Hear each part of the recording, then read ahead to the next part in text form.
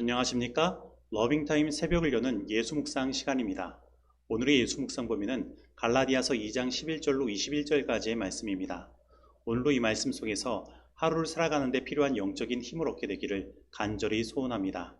먼저 본문 말씀을 읽도록 하겠습니다. 게바가 안디옥에 이르렀을 때 책망받을 일이 있기로 내가 그를 대면하여 책망하였노라.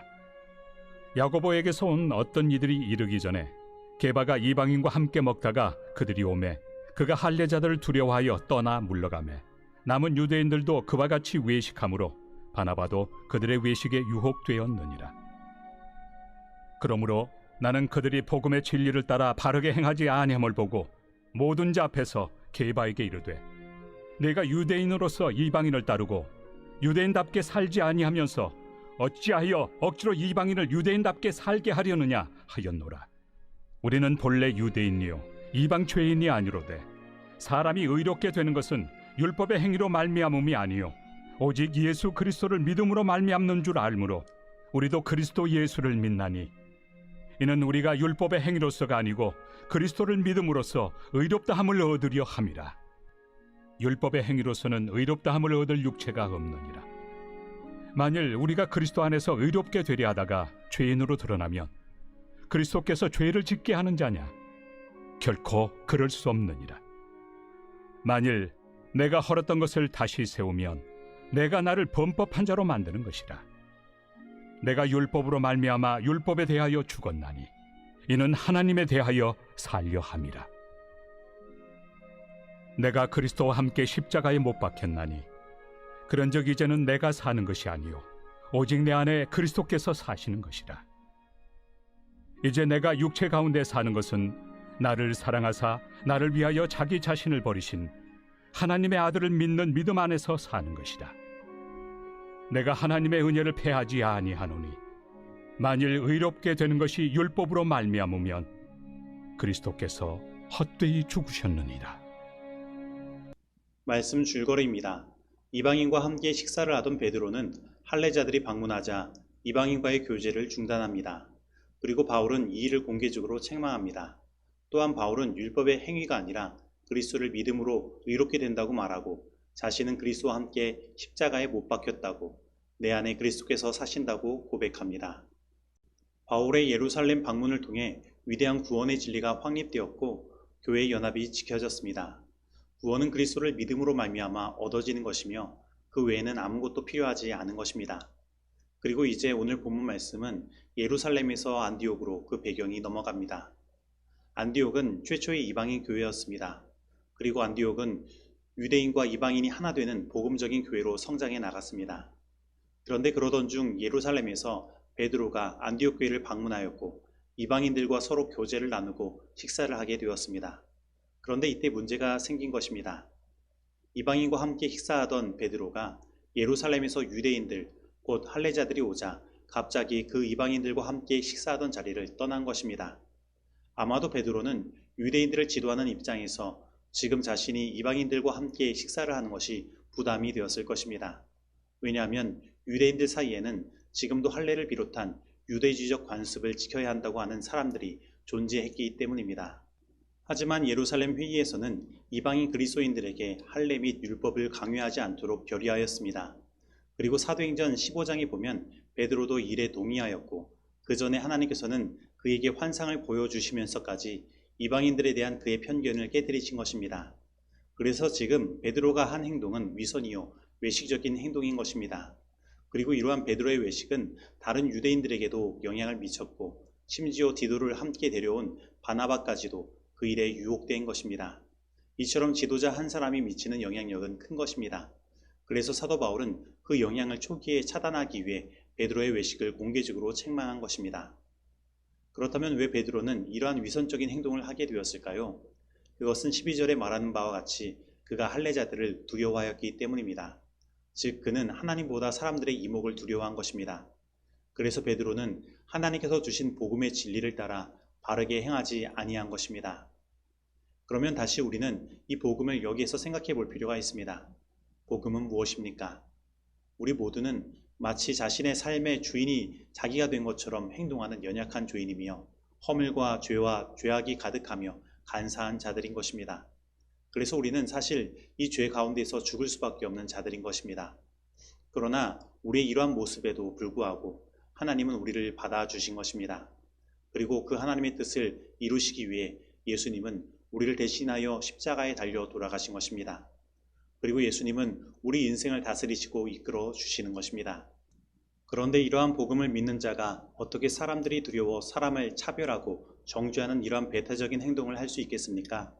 그리고 이러한 복음을 믿는 자가 어떻게 사람들을 용납하지 못하고 포용하지 않을 수 있겠습니까? 여러분, 우리 모두는 죄인입니다. 그래서 우리는 모두 복음이 필요하며 하나님의 은혜가 필요한 자들인 것입니다. 그런데 오늘날 우리의 삶에도 베드로와 같은 실수를 범할 때가 많이 있습니다. 하나님보다 사람이 두려워 옳은 일을 하지 못할 때가 있으며 연약한 자들을 포용하고 용서하는 은혜를 보이지 못할 때가 있는 것입니다. 하나님의 은혜는 이미 저 멀리 저 깊숙이 자리 잡고 있는데 우리는 그 은혜의 길을 스스로 차단할 때가 있는 것입니다. 그런데 이러한 모습은 우리 교회 안에서 여러 다양한 형태로 나타나고 있습니다. 파벌주의, 지역주의, 그리고 계급이나 민족이나 인종에 따라 차별하는 일들, 그리고 정치적 성향이 다르다고 하여 배타적인 태도를 취하는 것, 그리고 다른 사람을 용서하고 포용하지 못하는 것 등이 이 교회 안에 자리 잡고 있는 것입니다. 그래서 어쩌면 오늘날 우리 교회들의 모습을 사도 바울이 보았다면 우리도 베드로와 같이 책망을 들었을 것입니다. 그러나 오늘 본문 말씀 가운데 나타난 사도 바울의 책망은 단순히 책망으로 끝나지 않았습니다. 그 안에는 하나님의 복음의 진수가 들어있는 것입니다. 즉, 바울의 이 책망은 정죄하는 것이 목적이 아니었던 것입니다. 바울은 이 책망을 통해 베드로를 포함한 모두가 다시 이 복음으로 하나님의 은혜를 깨닫고 그 은혜 가운데에서 바로 서기를 바란 것입니다. 그래서 우리는 먼저 이러한 사도 바울의 마음을 배워야 합니다. 우리는 만약에 어떤 사람을 책망하거나 징계를 하고 벌할 때에 그가 잘못했다는 것을 알려주는 것, 그래서 그를 정죄하는 것이 목적이 되어서는 안 됩니다. 바울의 책망이 복음이 된 것처럼 우리의 책망도 징계도 복음이 되어야 하는 것입니다. 그래서 책망받고 징계받는 그가 다시 구원받고 다시 일어설 수 있도록 해야 하는 것입니다. 왜냐하면 이것이 바로 우리 하나님의 뜻이기 때문입니다. 그러면 오늘 사도 바울이 이 책망 가운데 나타낸 복음의 진수는 무엇입니까? 그것은 첫째, 율법의 행위로는 의롭다함을 얻을 육체가 없고 오직 예수 그리스도를 믿음으로 말미암아 의롭게 된다는 것입니다. 그리고 둘째, 바울은 자신이 율법을 지키려는 노력을 하다가 오히려 그가 그 율법을 지킬 수 없기에 그가 죄인인 줄 더 깊이 알게 되었고 그리스도의 필요성을 깨닫게 되었으며 그는 그 율법에 대하여 죽게 된 것입니다. 그랬더니 그가 하나님에 대하여는 살게 됨을 경험하게 된 것입니다. 그리고 마지막 셋째, 바울이 그렇게 자기를 살리시는 하나님의 은혜를 깨닫고 보니 자기가 이렇게 산 것이 그냥 산 것이 아님을 보게 된 것입니다. 바로 예수님은 그 십자가에서 못 박히셨을 때 나를 포함하여 나와 함께 못 박히셨고 나도 그때 죽었음을 본 것입니다. 그래서 지금 그가 사는 것은 그 안에 그리스도께서 사시기 때문인 것입니다. 즉 사도 바울이 지금 이 육체 가운데 사는 것은 그리스도께서 베푸신 이 은혜, 곧 하나님의 아들을 믿는 믿음으로 사는 것이라는 것입니다. 그러면 사도 바울이 말한 이 복음의 진수의 핵심은 무엇일까요? 그것은 바로 내가 아닌 그리스도를 바라보는 것이요, 율법이 아니라 그리스도를 바라보는 것이요, 다른 사람들이 아니라 그리스도를 바라보는 것입니다. 그러면 우리는 율법에 대하여는 죽고 하나님에 대하여는 사는 경험, 나는 죽고 내 안에 그리스도께서 사시는 경험, 그리고 하나님의 아들 예수 그리스도를 믿음으로 말미암아 사는 경험을 하게 되는 것입니다. 그런데 오늘 우리의 삶은 어떻습니까? 혹 그 시선을 나에게 두고 있지는 않습니까? 그리고 그 시선을 다른 사람에게 두고 있지는 않습니까? 아니면 세상의 다른 여러 가지 것들에 그 시선이 팔려 있지는 않습니까? 그렇다면 오늘 이 시간 오직 예수님만을 바라보시게 되길 바랍니다. 세상의 다른 모든 것에서 이제 눈을 돌려 예수 그리스도를 바라보게 되길 바랍니다. 그래서 이제 나는 죽고 예수 그리스도로 사는 삶을 살아가게 되길 바랍니다. 그리고 예수님께서 십자가에서 모든 것을 포용하시고 용서하신 것처럼 우리도 그렇게 살게 되길 바랍니다. 그리고 우리 가운데 모든 이기심과 교만이 사라지고 모든 경쟁심이 사라지고 우리의 모든 상처가 아물게 되며 오직 예수님께서 주시는 참된 평안이 우리 가운데 온전히 경험되어지기를 간절히 소원합니다. 누구든지 그리스도의 극기와 그분의 겸비한 마음을 쳐다보는 사람은 다니엘이 인자와 같은 일을 바라보았을 때 그랬던 것처럼 아름다운 빛이 변하여 썩은 듯 하였다고 말하지 않을 수 없을 것이다. 우리가 자랑으로 여기는 자립과 자존은 사단의 속박의 표로서 참으로 비열한 것으로 나타난다. 사람의 본성을 보면 언제나 자기 과실을 위해 애쓰고 투쟁을 위해 준비한다. 그러나 그리스도에 대해 배운 사람은 이기심과 교만과 지배욕을 멀리한다. 그리하여 심령 속에 안정이 깃든다. 자아가 심령의 지배 아래 굴복하게 될 것이다. 이렇게 되면 우리는 제일 높은 자리를 얻기 위해 전전긍긍하지 않게 된다. 자신을 드러내기 위하여 다른 사람을 밀어낼 생각도 품지 않게 된다. 오히려 그리스도의 발 아래 앉은 것을 제일 높은 자리로 생각하게 된다. 우리는 예수님을 바라보며 그분의 인도하시는 음성에 귀를 기울인 채 그분의 손이 우리를 이끌어 주기를 기다린다. 사도 바울은 이런 경험을 한 후에 다음과 같이 말하였다. 내가 그리스도와 함께 십자가에 못 박혔나니 그런즉 이제는 내가 산 것이 아니요 오직 내 안에 그리스도께서 사신 것이라.